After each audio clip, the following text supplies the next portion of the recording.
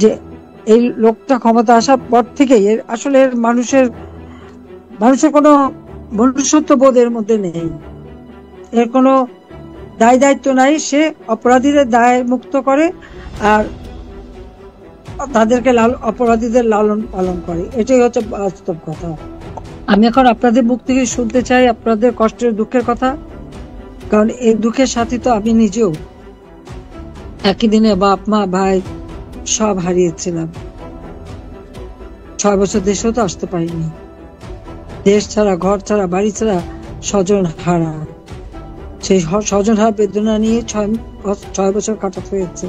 তারপর দেশে ফিরেছি, যেখানে আমার বাবার হত্যাকারী তাদের বিচার হয়নি, তারা ক্ষমতায়, যুদ্ধ অপরাধী তারা ক্ষমতায়, বারবার মৃত্যুর মুখোমুখি হয়েছে, গন্ধে পিছপা হয়নি। একটাই লক্ষ্য ছিল বাংলাদেশের মানুষের জীবনে শান্তি, নিরাপত্তা, উন্নতি, সমৃদ্ধি এনে দেব। খুব সফলভাবে সেটা করেছিলাম। বাংলাদেশ উন্নয়নশীল দেশের মর্যাদা পেয়েছে, বাংলাদেশ বিশ্বে মর্যাদা পেত, বাংলাদেশ ছিল উন্নয়নের রোল মডেল, উন্নয়নের বিস্ময়।